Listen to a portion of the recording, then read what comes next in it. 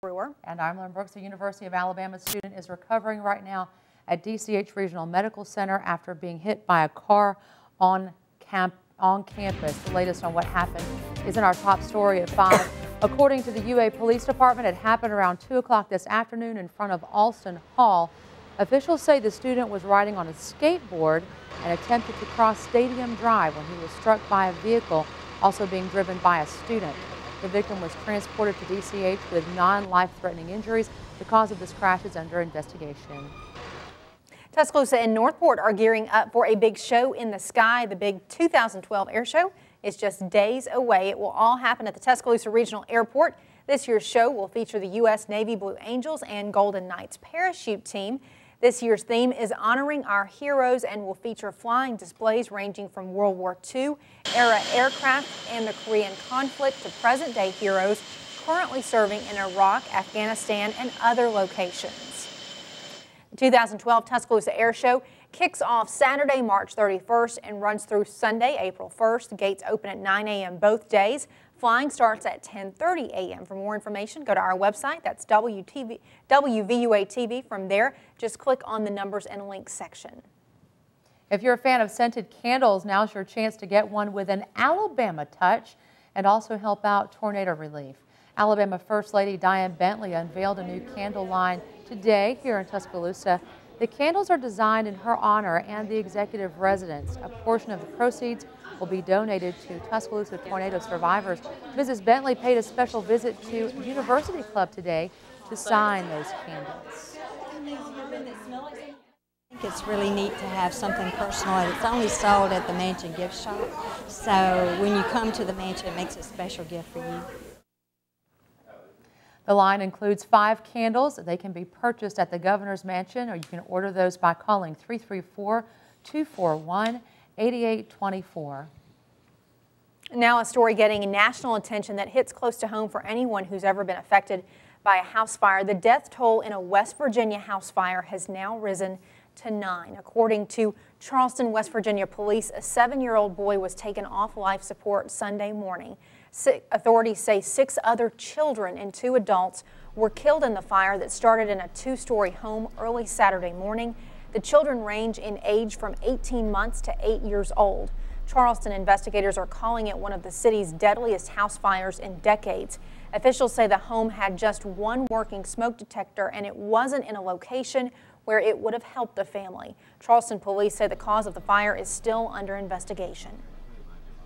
And unfortunately, a house fire can strike at any time, not just in the cold weather months. So how can you protect your home and your family? Jeff Woods with Tuscaloosa Fire Rescue says a smoke detector is no different than a seatbelt in a car. It's simple, but it can save your life. Woods suggests checking your smoke detectors at least twice a year, specifically when the time changes. He also suggests having a smoke detector for each bedroom of the house, and if not in the bedroom, somewhere near it. Woods says if your smoke detector goes off, you need to get out and stay out. You'll know when you wake up if you smell smoke. So if you do smell smoke, you know, crawl low and go and get out of the house and have a safe meeting place outside and make sure you and your family know that. If you've got small children, it's good and important to distress to them over and over. Let's have a safe meeting place outside in case the smoke detector goes off. For information on house fire safety, you can find a link to FEMA's U.S. Fire Administration website by going to ours, WVUATV.com. Click numbers and links. Mississippi State University police are still searching for the person or people responsible for a deadly shooting of a student on campus Saturday night. Officers found 21-year-old John Sanderson outside a dorm room, shot several times. As Aaron Kelly reports, the campus is still in shock from Saturday's shooting. I was laying in bed and I thought it was a basketball, believe it or not. Students at Mississippi State say they didn't know what was behind the commotion they heard Saturday night when campus police say someone shot a classmate and took off. Officers found 21-year-old John Sanderson of Madison shot several times outside a dorm room in Evans Hall in a part of the campus near the stadium and chapel. An ambulance rushed him to a hospital, but he didn't make it. It's just hard to think. It was hard to sleep knowing that somebody just died like 30 feet from me. So Our Bulldog family is saddened by this event and the loss of one of our students. Our hearts go out to John Sanderson's family and friends. School leaders say they're looking for 3 men who drove away in a blue Crown Victoria and don't believe the suspects are MSU students. The perpetrators of this incident fled not only the scene, but our campus and probably the city of Starkville immediately. Campus police have stepped up patrols, but students like Blaine Clausell aren't letting their guards down. I guess it feels like not safe. You know, gotta get some more security around here. I know how strict the cops are. I mean, just every little thing, they're out there. So I don't think there's anything you couldn't have done about it. MSU says this is the first time an incident like this has happened on their campus. Sanderson was a first-semester transfer student from Holmes Community College. Campus police say they have found a weapon and believe a person of interest may have been asking for a ride to Jackson. Today's warm spring weather is only an indication of the summer heat to come, and with that in mind, Trick Construction unveiled an Energy Star qualified open house in the town's neighborhood of Tuscaloosa. The house featured thicker insulation, also a special type of glass in the windows that's to maintain a comfortable temperature and using less energy. The builder says there are lots of reasons why a homeowner should consider an Energy Star home. Well, it's a number of things. One, it should increase your resale value when you go to sell it. As we have ever increasing and escalating energy costs, the cost of owning this will be lower. Number two, you're going to be more comfortable here because the heating and cooling was more efficient, does a better job at keeping you comfortable room to room. Trick says around 27% of homes built last year were built as Energy Star certified homes.